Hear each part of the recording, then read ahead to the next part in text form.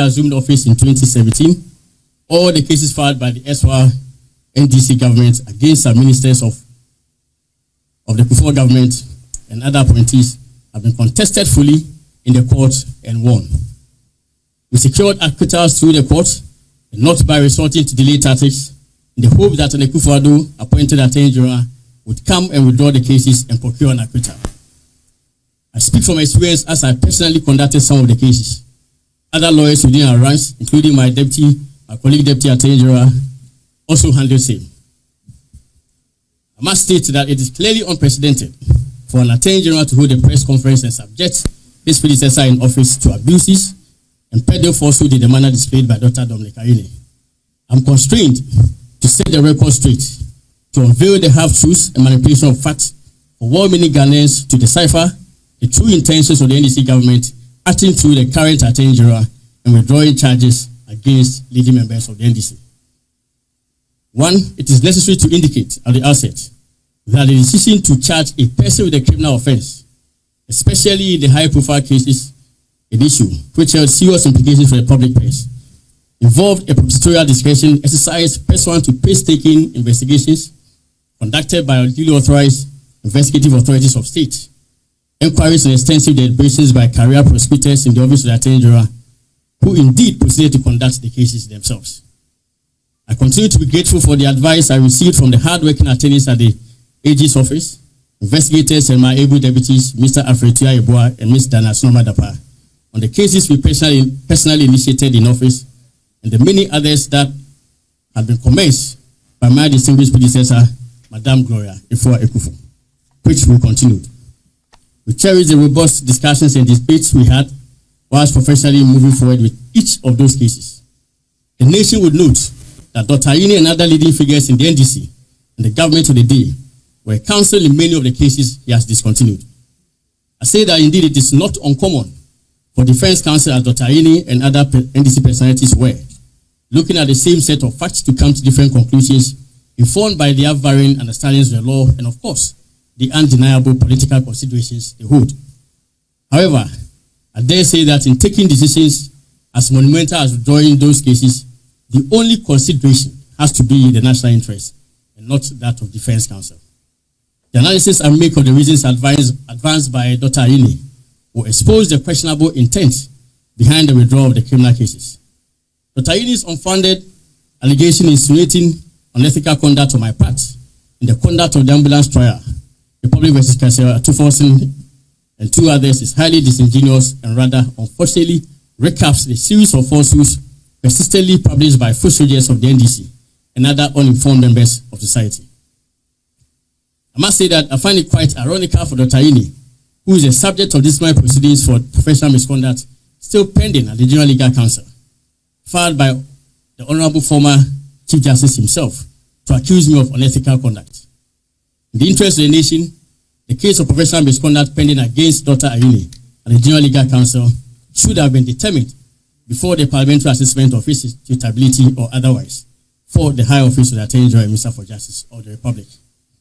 The facts relating to allegation by Dr. Ayine that I interfered with an accused person in the ambulance case are well within the public domain and have been adumbrated in court proceedings. The record shows that there has been a judicial determination of that unfounded allegation frequently made by foot soldiers of the NDC and other uninformed people. Shockingly, Dr. Ayine, the current Attorney General, ignored this fundamental fact in his 10-page press statement and over an hour conference with the media for the simple reason that he knew that his allegation had been flatly debunked by the court when same was put to strict scrutiny. If you would recall, the accused person in the ambulance trial filed an application for mistrial, hanging saying on the alleged interference with one of the accused persons. On 6 June 2024, the High Court quorum or sitting through or presided over by Chief Justice Exp0ses dismissed the application. You would all remember the learned Justice of the Court of Appeal, who sat as an additional High Court judge, said that she had listened to the tape in question about 10 times and found nothing to warrant a mistrial. Specifically, she stated at page 24 of her ruling, and I quote, "After listening to a conversation between the third accused and A1, The issue of whether the attorney general actually told A3 to implicate A1 is not borne out by the evidence on Exhibit C AF2. These words were uttered by A3 at about minute 09 to 10, minute 10. In the same vein, the declaration that A3 was innocent and was going through ordeal, but was being asked to help make the case to the AG better, was not made by the attorney general, but was made by A3, to which the attorney general responded at minute 10, second 20. And I quote, "I am not asking you to help," at minute 10, second 30. A statement that you and I have been meeting at my cousin's place at minute 10:45, etc., when closely together with A3's alleged attack of conscience did not proceed from the mouth of the attorney general. End of quote. The judge proceeded to state at page 32 of a ruling that the third accused, and I'm quoting, the third accused by any stretch of imagination be seen to be the one, the third accused by any stretch of imagination cannot be seen to be the one procuring new evidence or cowed by conversation. End of quote. In the face of this clear judicial pronouncement of no wrongdoing as to warrant a mistrial, it completely defies logic and good reason why the Honorable Attorney General of Ghana will say to the public that I was culpable of what he describes as a disgraceful and unethical conduct in the ambulance trial. Ghanaians want to know rather how the current Attorney General, Dr. Dominic Ayini, will deal with the complaint of professional misconduct pending at Judicial Legal Council against him, but no less a person than the former Chief Justice of the Republic.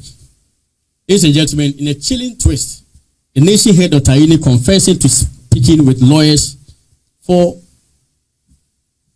the defense and engaging them on the cases that were pending against leading members of the NDC before exercising his discretion to file no prosecution or withdraw the charges. He indicated that in Republic versus Exp0ses, the lawyer for the accused expressed an inclination to go on and prove the innocence of his client, and therefore he decided to enter no prosecution. Especially, what this betrays clearly is that the exercise of Dr. Ayini's discretion to continue the prosecution of cases or not is informed principally by the disposition of counsel for the accused in cases that the Republic is prosecuting against their clients. Thus, if counsel for the accused is in a position to strongly defend the interests of his client in court, the Attorney General of the Republic will not enter no prosecution. Where the counsel for the accused are not convinced about the likelihood of a success of their defense in court, Dr. Ayini would immediately enter a no prosecution if the prosecution has not closed his case, and a withdrawal if the prosecution has closed his case, so that an acquittal and discharge will be secured. As I will show in an examination of each of the specific cases cited in Ayini's press statement, the Honorable Attorney General quite reprehensibly relied solely on the case for the defense before exercising his discretion to discontinue the actions. He did not engage in any meaningful consultation with the prosecution's division of the Office of the Attorney General before instructing the filing of the withdrawals and no prosecution in the cases against senior members of the John Mahama government and other leading members of the NDC. The dates of filing of the said processes buttress the assertion I make, and I've referred to them already.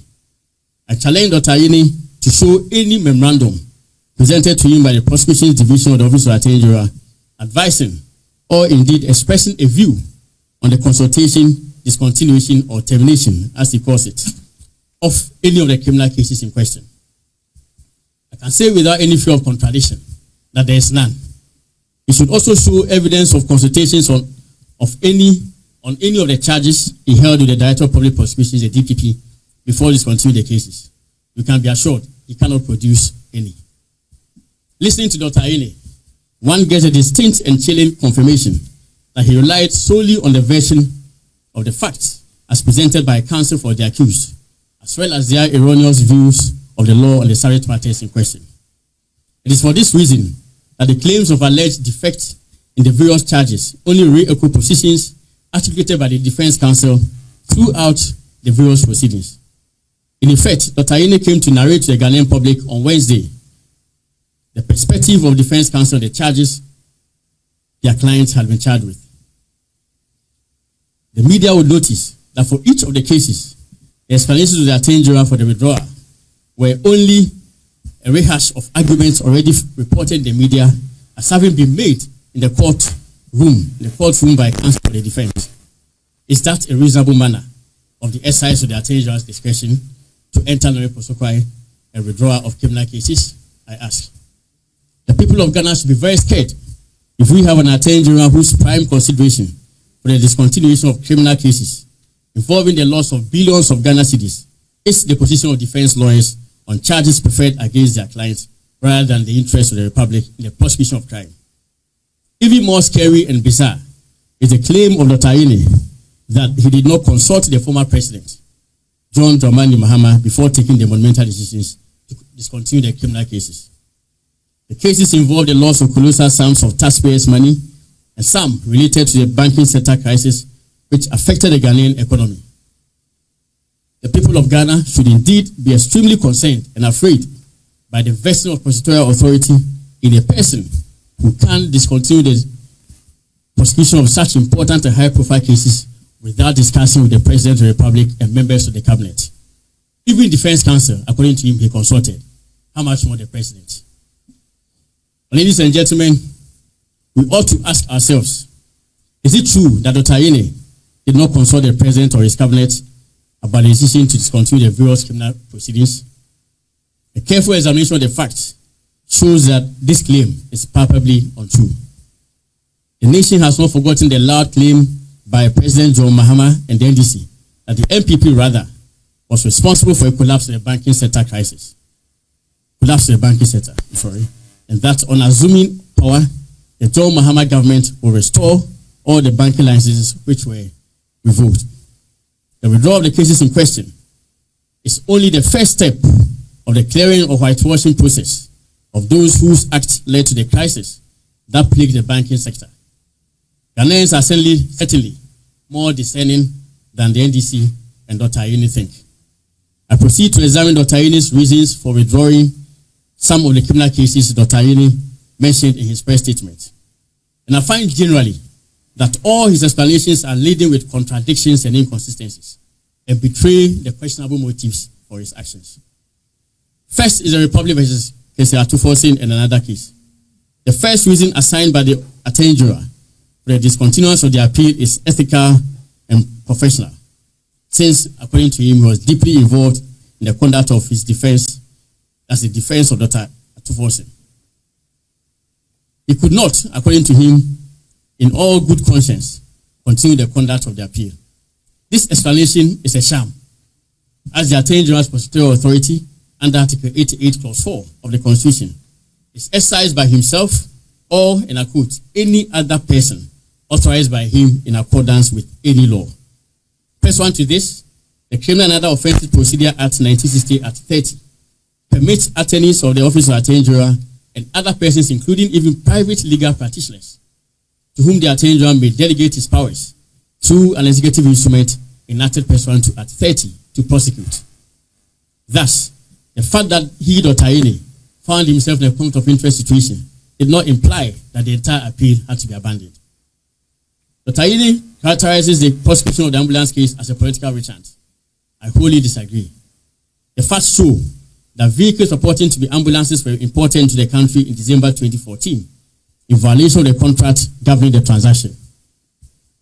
In the absence of any request by the Ministry of Health, and at a time that the period for supply of the ambulances and the contract had even lapsed, Dr. Exp0ses, by letters dated 7th and 14th August 2014, instructed the Bank of Ghana and the Controller Accountant General to issue letters of credit, which was the agreed means of payment for the vehicles under the agreement. The letters of credit were consequently established on 18th August 2014. Big C General Trading Limited, the suppliers to the vehicles based in Dubai, whose contract had no parliamentary approval, proceeded to ship the vehicles on receipt of the letters of credit.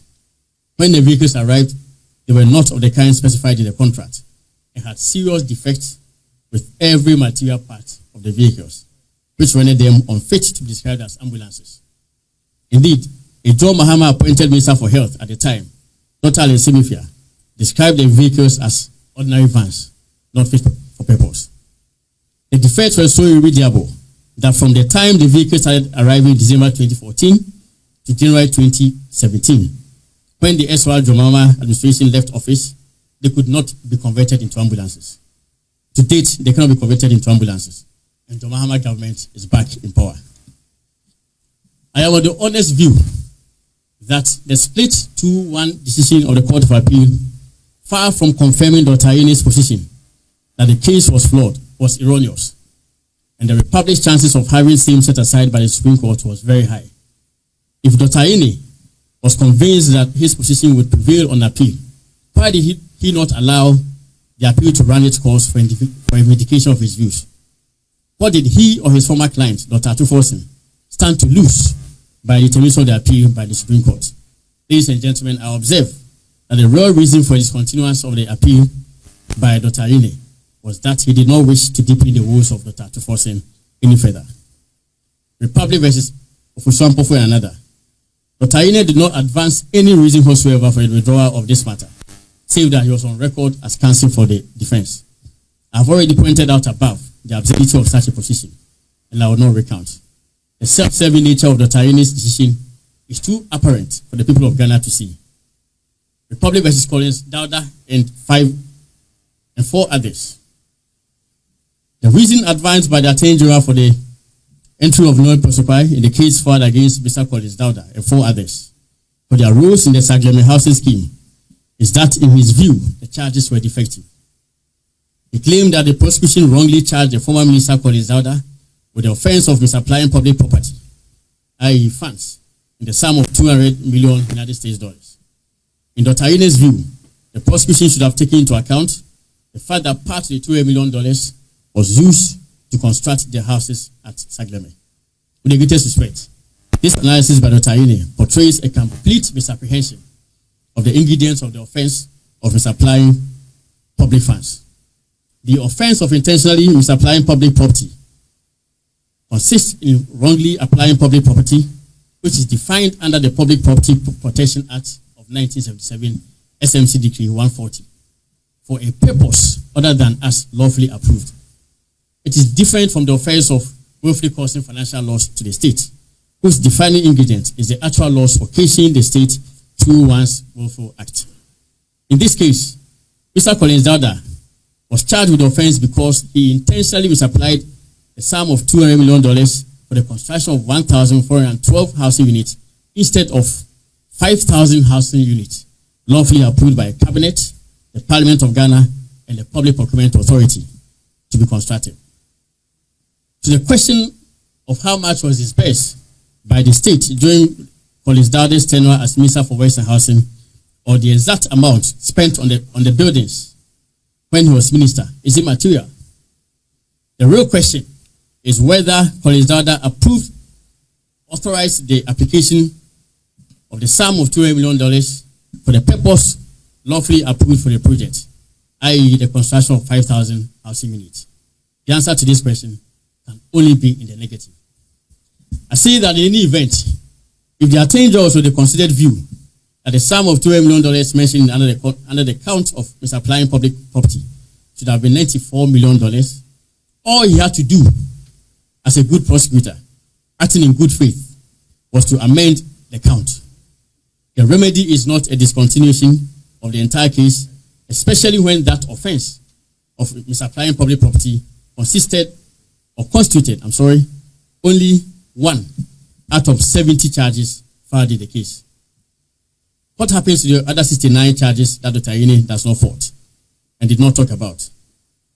With the greatest respect, the state should be seriously worried if her Attorney General demonstrates such ignorance of the basic principles of criminal law and the ingredients of offense, which border on the protection of state funds or public property.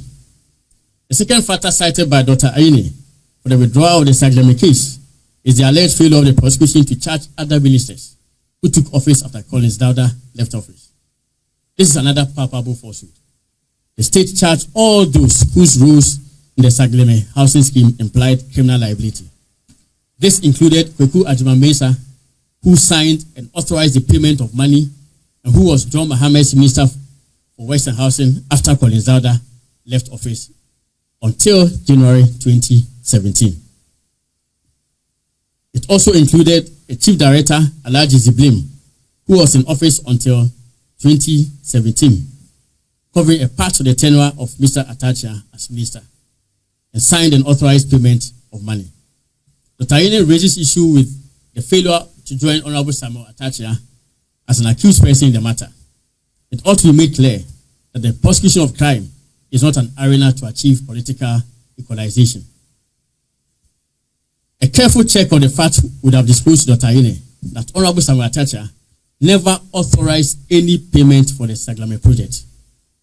Mr. Atachia was rather the one who called attention to the bizarre circumstances of the project and wrote a letter seeking the advice of the then Attorney General, Ms. Gloria Akufo, in or about 2019 for an urgent termination of the contract, a decision which stopped the state from unnecessary financial hemorrhage. The sum of $5 million that Dr. Ayehu alludes to was authorized to be paid by the then Chief Director, Mr. Solomon Asola, and not Mr. Atachia. The decision by the prosecuting team not to charge Mr. Solomon Asola, but rather to use him as a prosecution witness, was because an examination of the record showed that Mr. Asola, in truth, tried to save the Saglame housing project from total collapse. The sum of $5 million was authorized by Mr. Asola to be utilized for the project to save the project. Further, he assisted in shedding light on the relevant facts of the project. Hence, the prosecution's decision to use him as a prosecution witness. Prosecution of Dr. Johnson Pandit Esiama. The narration given by the Attorney General about why he is continuing the two different cases against Mr. Johnson Pandit Esiama again disclosed a litany of untruths, half-truths, and a skillful manipulation of the facts. Be that as it may, as it is with any manipulation of facts, the truth is always laid bare or being subjected to careful analysis. The first case involving Mr. Dr. Johnson Esiama Pandit, or Dr. Johnson Pandit Esiama, is the Republic versus Kwabena Dufo and others, the Unibank case. This case involved an approval by Dr. Johnson Esiama of the sum of 450 million Ghana cedis for the benefit of the Universal Merchant Bank, UMB. Part of that sum was 300 million Ghana cedis, which was an unsecured facility approved by Mr. Johnson Pandit Esiama for UMB for the benefit of Unibank Ghana Limited. The sum of 300 million cedis formed the basis of a charge of making approval in contravention of the Bank of Ghana law. The remaining amount of 150 million Ghana cedis formed the basis for the offense of willfully causing financial loss to the state. It is necessary to state that contrary to Dr. Ayehu's claim, the sum of 150 million Ghana cedis to date remains unrecovered. I must indicate that I find the line of thinking of Dr. Ayehu that simply because an alleged loss to the state is recoverable after the offense has been committed or the charge filed, the offense of willfully causing financial loss is rendered invalid, very strange and insupportable in law. Also, an amount paid in violation of the law, when subsequently recovered, does not clear the person who gave the approval to be made of wrongdoing in the first place.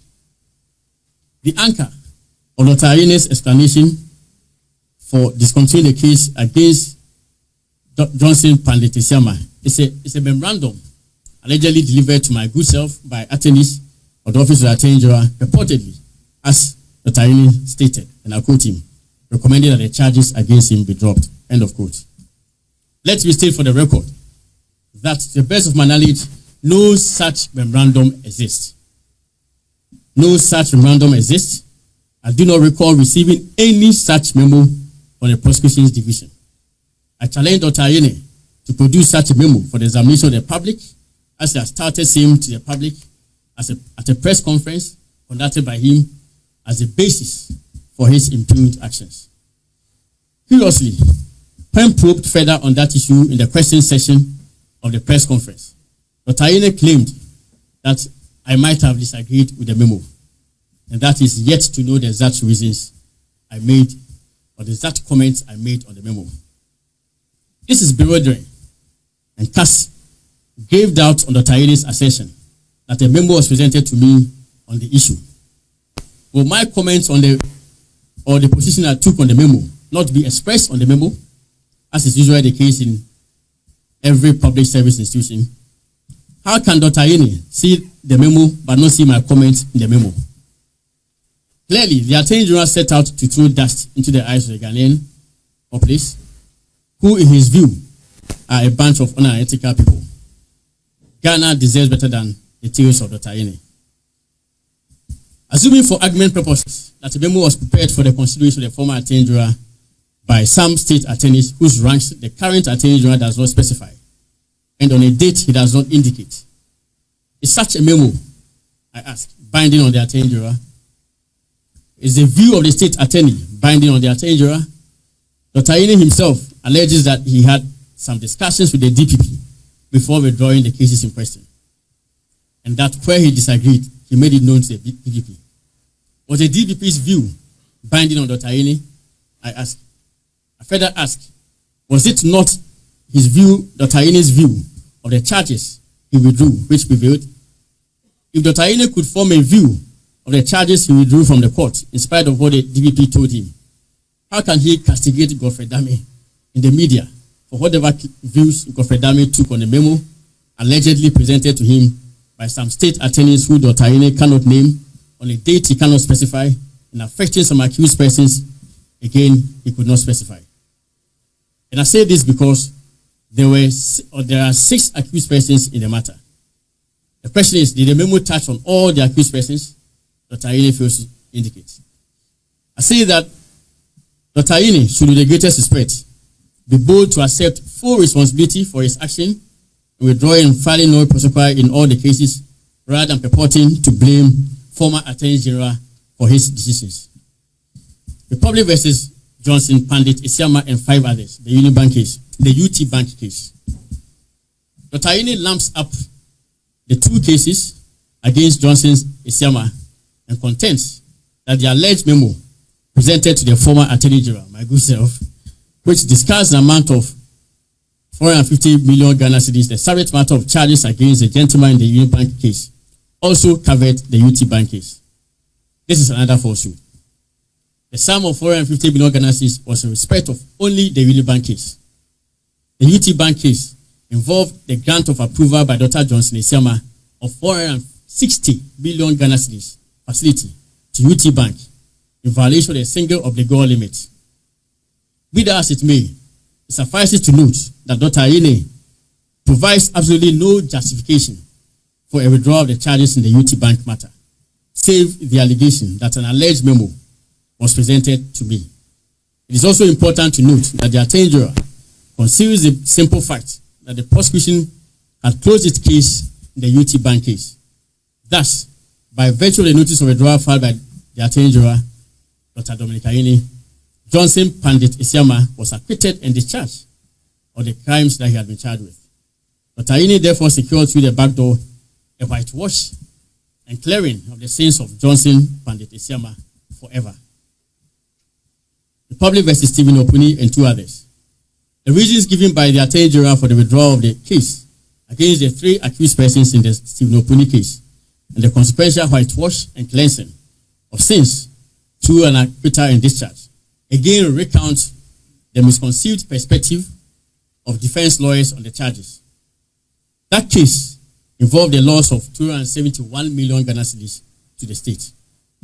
Once again, the media would observe that the Attorney General only presented to the public a series of stories that had formed the line of defense of counsel for the accused, but completely abandoning the formidable case built by the prosecution. The Attorney General completely disregards the fact that the prosecution had been adjudged by all the courts in the Superior Court's architecture, the High Court, Court of Appeal, and the Supreme Court, as having established a case for the accused persons in that Opuni case to answer. Indeed, Dr. Opuni had closed his case. Seidu Agungu had called about 10 witnesses. Dr. Ayeni, in the face of the holdings of the various courts, that there was a case for the accused persons to answer in respect of the over 27 charges filed in the Opuni case, proceeded to embark on a scathing attack on the work of the prosecution's division of the Office of the Attorney General, over which he is now superintending, as a ruse to justify the withdrawal of the case. A simple question that begs for answer is, why would the Attorney General, who is supposed to be acting in the interest of the Republic, be arguing strenuously in favor of the Defense Counsel and against the Republic when all the Superior Court had stated that Dr. Opuni and 2 others had a case to answer? If the new Attorney General was of the view that the accused had a strong case and would be acquitted, why did he not wait for the accused to establish this through a trial? Is it the case that counsel for the accused told him, after his extensive discussions with them, that they were not sure of securing the acquittal of their clients, and therefore they would prefer the Attorney General to bail them out through a withdrawal of their charges? Fellow Ghanaians, in purported rationalization of the government decision to withdraw the Opuni case, the Attorney General most bizarrely attacked the integrity of a retired Justice of the Supreme Court, Justice Clemens Onyenigwa, and the Honorable Chief Justice, albeit unjustifiably. Dr. Ayehu claimed that a perjury application filed by Dr. Ste Opuni against a witness was not heard by Justice Onyenigwa, and that, in his words, this is most unacceptable. Regrettably, this is another falsehood, Dr. Ayehu's press statement. The trial court ruled on the application. The applicant proceeded to the Court of Appeal by filing a notice of appeal. I repeat that the tendency of an Attorney General to make untruthful allegations against the prosecuting team and judges sitting on cases being prosecuted by his office is highly unprofessional. What we see, and this is exactly what we see from Dr. Ayehu 3 weeks into his tenure. His actions constitute an attack on the very office he is now head of. Dr. Ayehu stated further in his press statement, and I quote, "When in accordance with law and practice, Justice Anochi Jima decided he was going to hold a de novo trial in the same Opuni case, he was instantly transferred to Kumasi, and the case was allocated to a new judge who then proceeded to adopt proceedings." End of quote. This is another plain falsehood, and a rehash of the unfounded allegations made by NDC commentators in the media space. If Dr. Ayehu had taken pains to examine the file in the Opuni matter, as he should have done, he would have found that it was not a new trial judge who adopted proceedings for the trial to continue. The then Attorney General, my humble self, was compelled to file an appeal against the order of Justice Anochi Jima for the proceedings to start de novo or afresh after they closed the prosecution's case and the defense had opened their case. The Court of Appeal allowed the Attorney General's appeal and ordered that the proceedings be adopted before the trial court.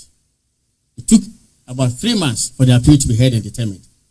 Before the conclusion of the appeal, the Honorable Chief Justice, in exercise of her powers under the Constitution, at the time that the proceedings in the Opuni matter had effectively been stayed due to the pendency of the appeal at the Court of Appeal, transferred the trial judge, Justice Anochi Jima, to the High Court, Kumasi, at the time that Justice Anochi Jima indeed had not even started hearing the matter at all.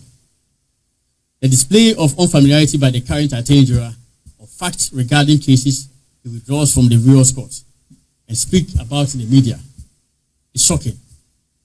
Ghana must be seriously worried.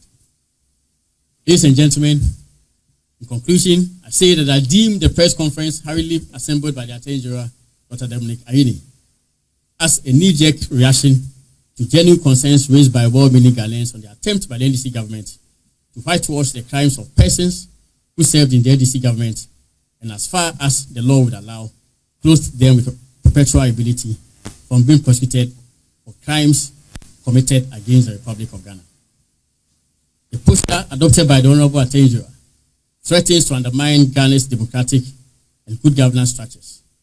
I am, however, reassured by the fact that Ghanaians are discerning enough to discover the illegitimate motives for the discontinuance of the cases in question. The President, through his Attorney General, has in a spectacular fashion become the claimant agent to indemnify their allies who have duly been put before the court for commission of crimes. My name is Exp0ses. I write for the Chronicle. I did not get much of you on the Perjury case in respect of the Coco matter. So if you can give us what the issue was about, especially what the court said and what the Supreme Court also ruled on it, if I heard you right. Right. Okay. So I think the first question for the gentleman, what are my fears for Ghanaian democracy? as a result of the entry of no prosecution. First of all, I look at everything from the perspective of public accountability. It's very important that there's account for all officers who hold offices which are deemed to be public trust. So if you occupy a public office, you're supposed to be a trustee of public power and authority. And therefore, once you have no difficulty at all accounting for one's stewardship. And so when persons are prosecuted for specific financial crimes and all, it assumes a greater importance because indeed it borders on the use of the public purse, which they are supposed to be trustees of and whatever. Therefore, as far as I'm concerned, there ought to be a determination of the merit of the offense that the person has been charged with. And it becomes therefore worrying when, after courts of law have established that there's a case for a public officer to answer in respect of a specific financial offense that he has been charged with, and Attorney General exercises discretion, evaluates evidence in his chambers, calls on counsel for the defense, and say that indeed that accused person ought not to open his defense and that the case is closed. It becomes more worrying when indeed the effect of that is to confer what we call in law an acquittal, which is akin to a determination of no wrongdoing by the accused person. But that's a judgment that ordinarily ought to be passed by a court of law. So my view is that once an accused person has been adjudged, that's the case for the accused person to answer. There is no basis at all for an Attorney General to sit in his office or his chambers to scrutinize the evidence and speak to counsel for the defense and say that the accused person ought not to answer, and even impliedly confer an acquittal on that accused person. It's unconscionable. And I would think that there's actually sufficient basis for a questioning of the provision in the Criminal Offences and Other Offences Procedure Act at 30, which effectively confers on the Attorney General the power to pass a verdict on a crime that has been that a person has been charged with. But effectively, if that's the case, then it means all an Attorney General should do, especially, I had been a holder of the office, I can cite myself. So various allegations have been made against certain ministers, maybe without any basis at all. I just can collude with Minister A and say, Minister A, let's quickly file a case against you in the course of Ghana. Once the case has been filed, we call a few witnesses, close our defense, and then close our case, call upon the accused person to open his defense. Once it starts, then I enter a withdrawal, and the person would have been acquitted. And there cannot be a reopening of that case, because once the person has been acquitted, it ends the matter. I think it provides basis for sufficient abuse, especially in all these cases. You saw there's a case that had been made, the court held that Ste Opuni was a case for him to answer, Ste Opuni and two others. They went all the way up to Supreme Court. They did not succeed. Same happened in Exp0ses. Some counts, the court said indeed there was a case for him to answer, as well as Exp0ses, the same day that Exp0ses was acquitted by the Court of Appeal. The same panel actually held that Exp0ses had the case to answer. And subsequently, the Attorney General comes less than a year and says the person has no case to answer. So that's my view. It provides basis for abuse, and indeed you must look at it from the point of public accountability. An Attorney General, by the exercise of such powers, and effectively shield members of the public from public accountability. Then, commendation by various persons for the press conference by Dr. Ayehu. Yes, the Agogo Afoko matter. So we must make a distinction between legal principles of law and what may be allowed. Or what may be proper. So in the eyes of the law, the exercise of the power of no prosecution is not subject to questioning at all. So when the Attorney General contends in court, which I did when I was Deputy Attorney General in the Coco matter, that the then Attorney General, Madam Godfred, was not required to account for the entry of the no prosecution. That position is correct, but no prosecution is one of the means by which the Attorney General controls the conduct of prosecution. And indeed, I find it a little bit innocuous because it doesn't result in acquittal of the accused person. It doesn't result in the attorney general exercising the power to pass judgment on the conduct of any accused person. And no prosecution only results in a termination of proceedings. A future attorney general who finds merit in the case can revive it and go to court. Indeed, the same attorney general may even just want to reorganize and come back, which we did actually in the Afuko case. The entry of no prosecution was because they had arrested the second culprit in the matter, whose role was deemed to be crucial. The then attorney general deemed it fit to commence proceedings again. And we did it. We didn't just enter no prosecution and whitewash the person's crime. So I think that if the attorney general decides to open up on the reasons for entry of no prosecution and withdrawal, well, it's something that is permissible, but of course it's not legally the attorney general is not legally compelled to do that. And indeed, I have on many occasions actually issued press statements, as we all know. The record shows I issued press statements even after the court ordered a mistrial in the Afuku matter and other matters explaining. So it is something that I think that ought to be tolerated and ought to be encouraged and all.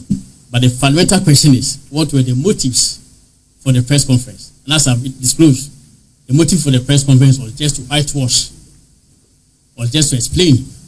He himself knew that there had been a public backlash, there had been a reduction of the goodwill that they thought the NDC had in the beginning by the entry of these withdrawals and all that. The public was really appalled by the manner in which these withdrawals were done, especially when you burdened the use of the public funds. And those were really the true motives for the holding of the press conference by Dr. Ayehu and nothing more. And regarding Richard Japa, yes.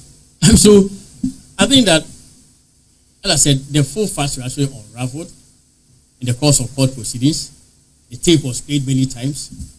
Even when Japa was the witness box, the tape was played again. I proceeded to cross-examine him. The DPP had earlier on cross-examined on the allegations affecting me personally, because I deemed that no, you cannot be saying things. I said this, I didn't say that, and that kind of thing. It becomes a little bit awkward. So the DPP exercised I told the DPP to conduct that part. In the main cases, the main case affecting Japa, I did that. When I was cross-examining, he never even brought it up, because he knew the allegations that were made in the media were totally false.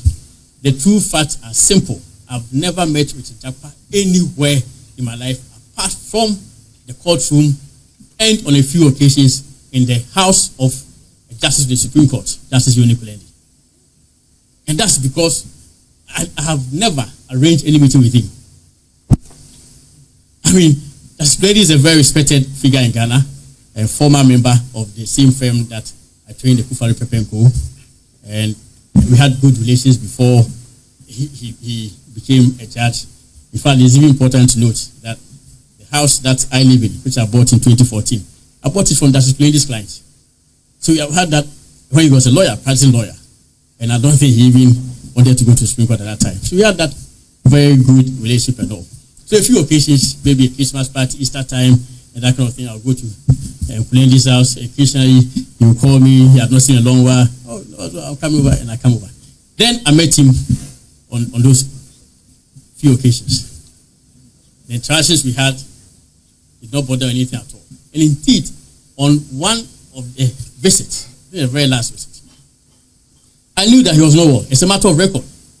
And the record of proceedings in the court showed that even the day in question, his own counsel had called the DDP to arrange an adjournment because he knew his client was not well. And the case came on, the judge asked the lawyer for the accused actually requested that they go into chambers and discuss matters bordering on adjournment. Again, because of the awareness of Richard Japa. And they went, and because of the awareness of Richard Japa, an adjournment was granted. Incidentally, that week happened to be the week just preceding an international arbitration that I had in the United Kingdom. As a matter of record, look at all the dates and all. The hearing of the GC net matter, which subsequently the government of Ghana won, was on the Monday after the secret recording by Richard Japa, which was on either the Tuesday or the Thursday. So And the transfer arbitration proceedings are so voluminous. And past in office have cultivated the habit of conducting most international arbitration cases ourselves. Myself and my deputy Dana, Snowball Dapa, and all who go with other state attorneys and all. So the case against Richard Japa used to come on Tuesday and Thursday.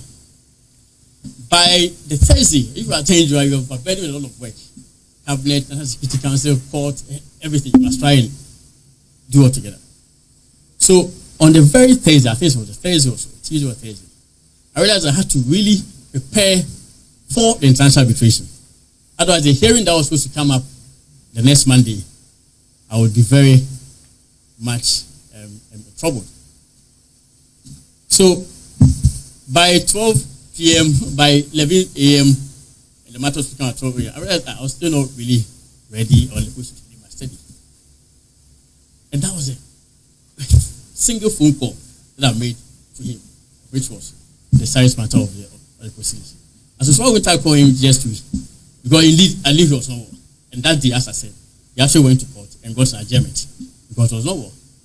I just called him in that conversation, not knowing he himself had that illicit agenda and was secretly recording and was saying the things that he got on the tape, which the judge said that those things, if you look at them, came from him and not from me. That's why I said, so you yourself, I mean, you're not well the day I met you. So is it possible? He said, he's afraid because the judge had earlier on, it was a matter of fact as well, issued a bench warrant for his arrest.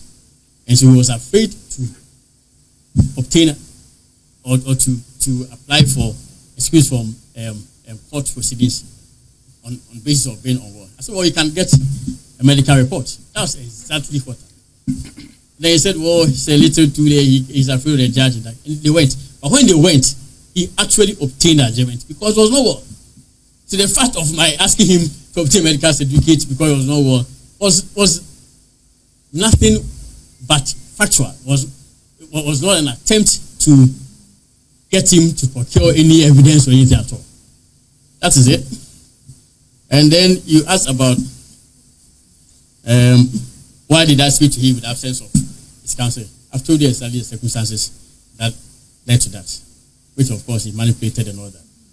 And you will see that Ayehu says the consulting counsel for defense. The question is whether Ayehu consulted counsel for defense in the presence of the DPP and all that. Clearly, all those conversations Ayehu had with counsel for defense, the DPP and co were not present, acting by himself.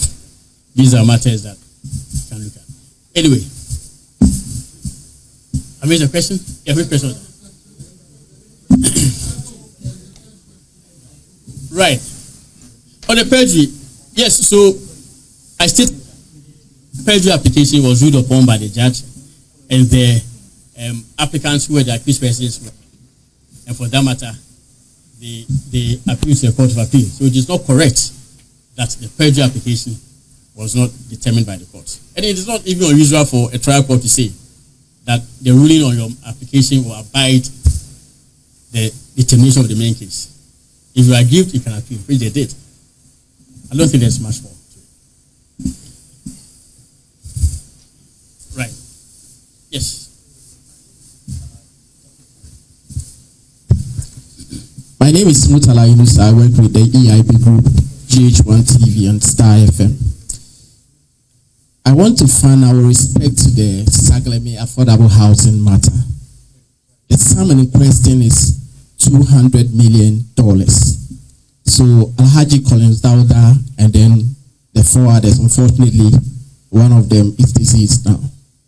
In the course of the trial, I remember when the very first prosecution witness mounted the witness box, Reverend Exp0ses. One of the issues that came to the fore was that if you look at the sum of $200 million, charges alone amounted to over $1 million. And therefore, on what basis are you charging Alhaji Collins Dauda to have expended $200 million when charges took away some of the money? Number two, Coco board. One of the things that Dr. Ayehu indicated was to the effect that prosecution called 7 witnesses to tell their story. out of the 7, there is no end user, that is the farmer, who testified. Dr. Opuni called 10 witnesses. Majority of them are farmers and end users. Come again. Yes, farmers. Ste Opuni was in the witness box with its witnesses, and it was also calling end users of little bit liquid fertilizer. From the prosecution point of view and the strategy that the prosecution adopted, is there any of the evidence that the scientists were coming to by way of give witnesses or give evidence vis-a-vis somebody who has called end users of little bit liquid fertilizer to say that, yes, I built my houses when I used little bit. Yes, I bought my cars when I used little bit. If Dr. Ayehu is saying that, continue with this trial, it's a waste of state resources. And for that matter, I want to truncate it. Don't you think it's in order, it's expedient enough? Thank you. Loss in the sum of over $200 million. Indeed, each of the financial loss offenses is built around a specific sum that an accused person can actually be held to have caused. So, Dauda authorized the payment of certain sums when he was in office. They didn't amount to $200 million. Those form the subject matter of the offense of willfully causing financial loss. And as I say, it must be distinguished from intentionally misapplying public property, which is his authorization for the application of the whole $200 million for the construction of 1,412 housing units, when indeed Cabinet, Parliament of Ghana, and PPA had approved that the entire $200 million should be used to construct 5,000 housing units. So his directing wrongly an application of $200 million for a number of housing units far less that had been approved by Parliament and by PPA resulted in his being charged with that offense. So there's really nothing wrong that's been done in the Conzada matter. Our charges, perhaps you are calculating because each of the counts has specific sums with which an accused person can be linked. And that's it. And then why did we not call Coco farmers and all that? The Republic of Ghana, when it's prosecuting cases, has the benefit of properly trained scientists who can attest to the efficiency or the efficacy of a little bit fertilizer, which we did. We called scientists from Ghana, Craig, the Coco Research Institute of Ghana, as well as sent the little bit and all that. So the efficacy of that has been proven. There's also the opportunity to indicate whether indeed there was a direct link between little bit fertilizer and any increase in cocoa yield and whatever. So I mean, we did not need to call cocoa farmers individually to say, this one will say, oh, my farm, yes, profited from the use of little bit. And this one will say, no, it's not true. Little bit is not well for me. How do you even guarantee whether you use it little bit well? So this is a scientific matter. It's not for, with all respect, cocoa farmers. I have a lot of cocoa farmers in Wenchi. My grandfather had me, so this is not an attempt to look down on cocoa farmers at all.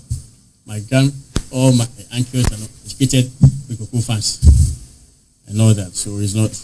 But I'm saying that it's a scientific process, and we've got scientists in all this. All right? So my name is Prince Kudoga from Joy News. I have some few questions for you. Okay.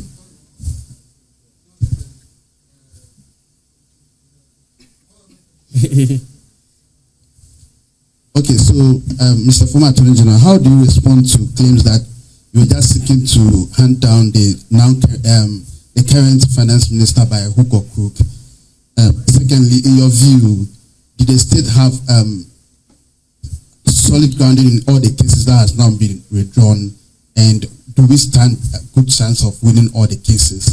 And just on hindsight, how do you respond to the OSP and the former attorney and the former finance minister, Fori? Do you have any view on that? Thank you. Is it different from the first person, the OSP and the current? Well, you said first person was current finance minister. Yes. So okay. You were seeking, there are claims that you were seeking to just hand down the current finance minister at forcing by hook or crook. Yeah, and I want you to react to issue between the OSP and the former Finance Minister Ken Ofori-Atta. Thank you.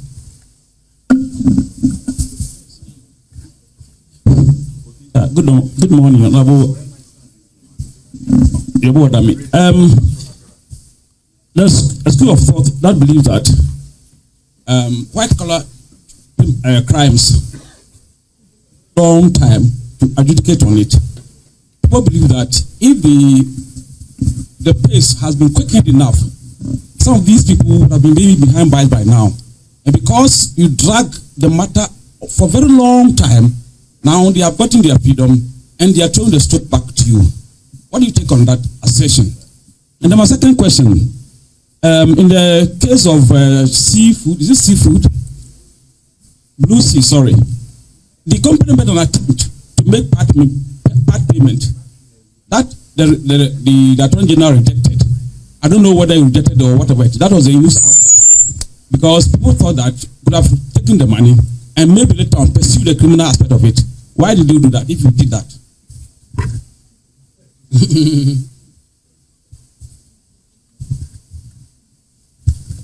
Thank you. My name is Kojo Yankson. I'm with Joy News. The Attorney General has now gone on record to state that these individuals against whom the cases have been dismissed were basically wronged by the state. Now, as a former Attorney General, how do you assess, oh, by the way, he says that he will fight any attempts by these people who were wronged by the state to seek compensation. As a former Attorney General, how do you assess his chances of winning any such fight? Right. So, with the gentleman who spoke about the ambulance trial being considered witch hunt, that's essentially what I addressed in my press statement. I've shown that there were indeed sufficient basis for a prosecution of the matter, and it's worthy to state that the trial court had actually stated that it was a case for the accused persons to answer. The accused persons went on appeal and succeeded through a split 2-1 decision, clearly showing that even on the court for appeal, there are some who think that it was a case for the accused persons to answer. And so, having regard to that, there was sufficient basis for the decision to be tested further in the Supreme Court. And I believe that the pronouncement by the Supreme Court would have brought finality as to the culpability or otherwise of the accused persons, including the current finance minister. And because it is not uncommon for the Supreme Court to overturn a judgment by the Court of Appeal, as happened all the time, and all. And the basis are simple, as I said. The state engaged in a transaction for the supply of ambulances. Certain vehicles reporting to be ordinary vans, in the words of the former Minister for Health, Dr. Alessibivia, were supplied. So the question is whether the state indeed received ambulances for the over 2.3 million euros that was paid for it. So the question of financial loss, no doubt, has been established. The next question will be whose act led to the financial loss? Another question will be the person whose act led to financial loss. Where those acts willful, and willful has been defined in various cases to include even negligence. If you're supposed to do something in accordance with due process, in accordance with requirements of the agreement, did not do so. That's it. The agreement required that there ought to be pre-shipment inspection before. The Minister of Finance may not be the one to conduct pre-shipment inspection, but it is the guardian of the public purse. The Minister of Finance is the one which pays money to public purse. Even when I was Attorney General, the many times we sent requests for payment for XYZ, which the Minister for Finance will query, has not been in accordance with the budgetary limit and all that. So, before Minister for Finance authorizes payment, there must be satisfaction of the due process, and that due process includes that there must be a warrant, the basis for the payment. So if an agreement has clearly not been to Parliament, has not received parliamentary approval, and indeed was a commercial agreement between government of Ghana and a foreign entity doing business with the government of Ghana. That agreement cannot even be said to be valid. But that was the opinion that was given by the Attorney General, the Deputy Attorney General, the then Deputy Attorney General, and Dominic Ayehu, that the agreement, which was a commercial agreement which had not been signed, which had not received parliamentary approval. Commercial agreement between a Dubai-based company and government of Ghana, which had not received parliamentary approval, has satisfied all the parliamentary all the statutory approvals. No, definitely was wrong. Apart from that, per the contract, the terms of the contract, the steps that ought to have been satisfied before payment will be due had not been satisfied. So, on what basis would a Minister for Finance or the Deputy Minister for Finance authorize payment? So, clearly, there was basis for charging the accused persons with offense, and I believe that if the appeal had not been withdrawn, the appeal would have been successful. But it's up to the Attorney General. You asked a question also about OSP and Mr. Fori. For me, I think it's also important to state that whilst in office, having regard to the requirement for independence of the special prosecutor, I never, on any occasion, interfered with the work of the office of the special prosecutor. If you would notice, there was never a moment on which I met the OSP. I gave him complete independence to do his work. And that's because it's a requirement of the law that we promoted and all that. But of course, the OSP's act, just like those of the Attorney General, are subject to law and scrutiny by the courts of Ghana. So if the OSP does anything that will appear to be an overstepping of his bounds, no doubt the courts can call him to order, just like actions of the Attorney General all the time are questioned in the courts, and decisions by the President of Ghana are even questioned by the courts. I think that what happened this week between the OSP and Exp0ses was rather unfortunate, because before the person can be seen to be avoiding the requirement of criminal process, it ought to be an account of that person having been subjected to a process before.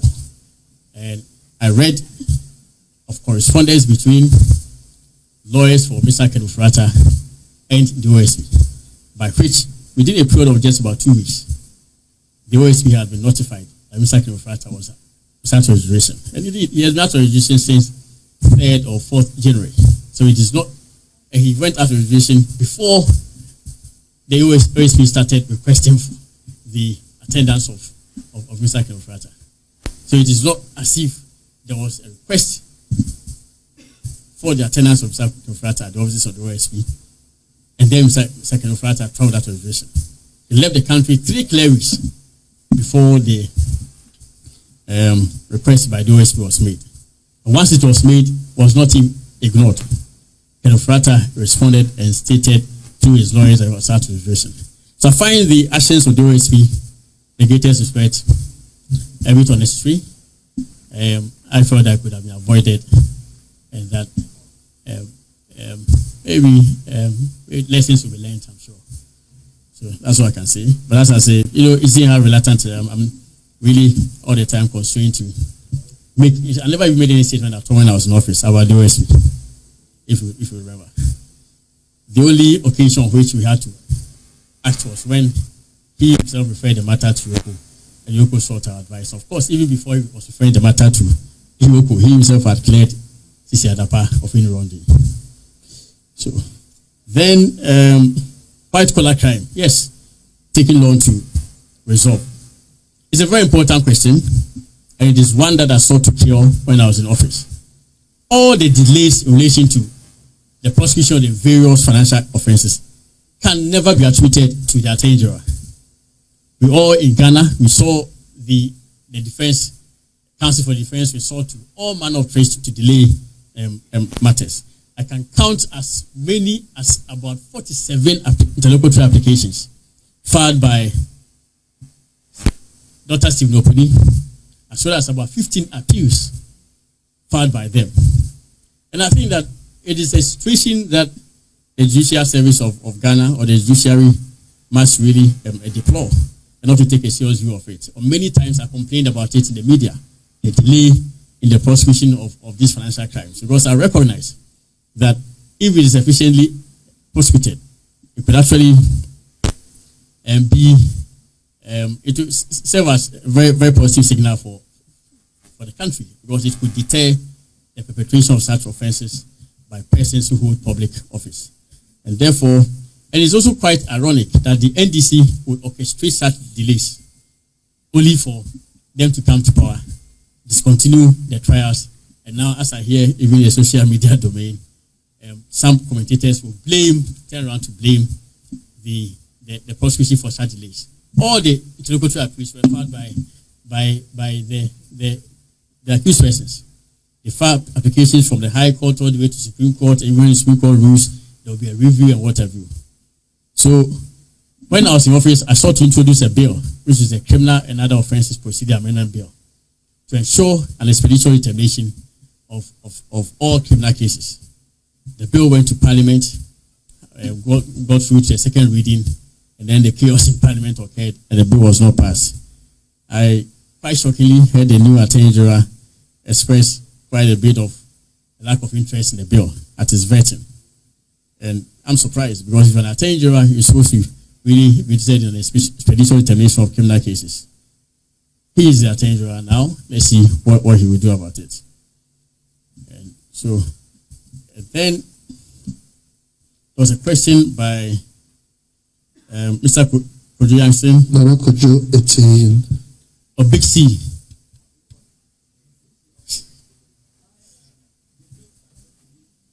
Yes. Because we act in accordance with due process. The request was made by counsel for the defense. I will say that a company which was not a party to the transaction would offer to pay and the case to end. So the DPP, the Director of Public Prosecutions, wrote back to the counsel for defense that does this, by any implication, mean that you are submitting yourself to plea bargaining. There's a new plea bargaining law which I introduced again when I was Attorney General. Are you coming within the premise of that? And then they wrote back and said, no, they're not coming under that law. And so how are you going to do it? There must be a law which regulates performance or the taking of every step by the prosecution. So on that account, we went through the proceedings and all. But of course, now they're in government, the same counsel for the defense who made those proposals. In fact, even the third accused who got the proposal is also in government, which Japa is in government, so the Attorney General can pursue them for the money. So, I mean, the state should not be, should not suffer at all. Sir, could you answer this question? Final question. Did I tell you I was wrong or something like that? Right. These people were wrongly prosecuted, so the state has wronged them. He also says that if they seek compensation, he will fight.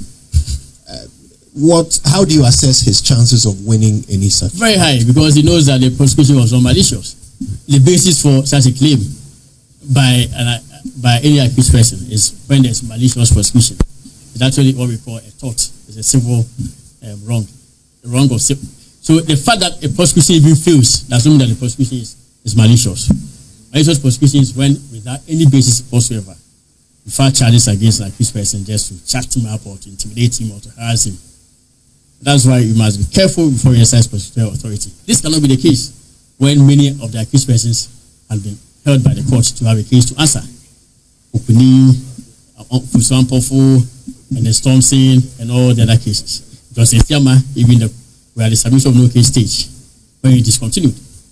And the basis were clear, and I've showed from what I've stated here that none of the cases can be subjected to the attack of malicious prosecution. So he knows that the chances of his success in those cases is very high. That's because our prosecution was not malicious.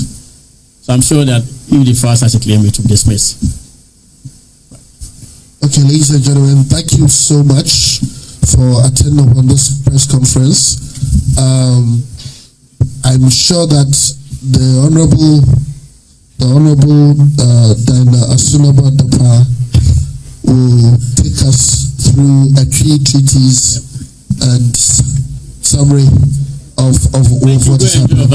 And so, Honorable, please wait. Honorable Diana Asunaba Dapa